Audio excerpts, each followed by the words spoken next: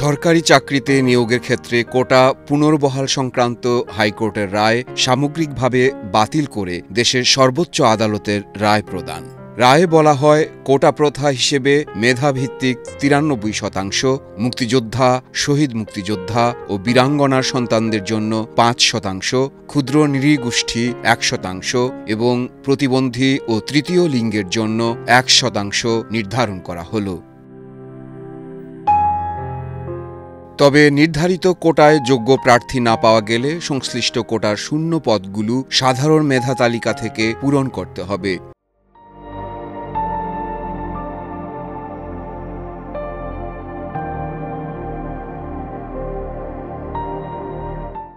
এই নির্দেশনার আলোকে সরকারের নির্বাহী বিভাগকে অনতিবিলম্বে প্রজ্ঞাপন জারি করতে নির্দেশ দেন আপিল বিভাগ।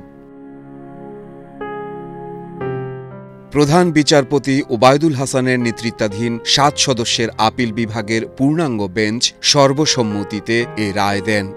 রায়ে বলা হয়, এই নির্দেশনা ও আদেশ সত্ত্বেও সরকার প্রয়োজনে ও সার্বিক বিবেচনায় নির্ধারিত কোটা বাতিল, সংশোধন বা সংস্কার করতে পারবে।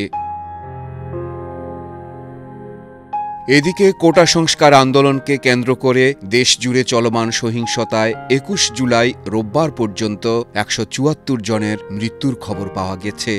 আহত কয়েকজনের মৃত্যু হওয়ায় এবং আগের মৃত্যুর সংবাদ নিশ্চিত হওয়ার কারণে নিহতের সংখ্যা বাড়ছে। এর মধ্যে মঙ্গলবার নিহত হন ৬ জন, বৃহস্পতিবার ৪১ জন, শুক্রবার ৭৫ জন, শনিবার ২৬ জন এবং রোববার ১৯ জন। ৪ দফা দাবি পূরণের জন্য বৈষম্যবিরোধী ছাত্র আন্দোলনের সমন্বয়কেরা ৪৮ ঘণ্টা সময় বেঁধে দিলেন। ৪ দফা দাবির মধ্যে রয়েছে ইন্টারনেট সংযোগ চালু করা, শিক্ষার্থীদের আসার ব্যবস্থা করে দিয়ে হল খুলে দেওয়া, আন্দোলনের সমন্বয়কদের নিরাপত্তা নিশ্চিত করা এবং কারফিউ তুলে দেওয়া। এ বিষয়ে সংবাদ সম্মেলন করেছেন ৪ সমন্বয়ক। একই দিনে বিরাজমান পরিস্থিতি নিয়ে বৈষম্যবিরোধী ছাত্র আন্দোলনের ৫৬ সমন্বয়কের যৌথ বিবৃতি শিরোনামে একটি খুদে বার্তা গণমাধ্যম কর্মীদের মুঠোফোনে পাঠানো হয়। যৌথ বিবৃতিতে কমপ্লিট শাটডাউন বা সর্বাত্মক অবরোধ কর্মসূচি আরও জোরদার করার আহ্বান জানানো হয়।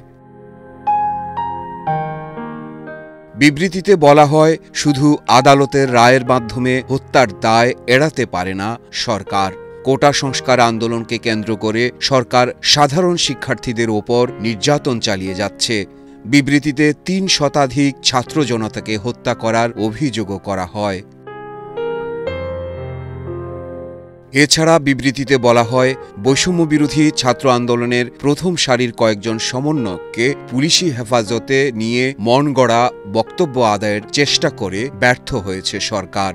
সমন্বয়ক নাহিদ ইসলামকে তুলে নিয়ে তার উপর ব্যাপক নির্যাতন চালানোর অভিযোগের পাশাপাশি সমন্বয়ক আসিফ মাহমুদ, আবু বাকের মজুমদার সহ কয়েকজনের সন্ধান দাবি করা হয় বিবৃতিতে।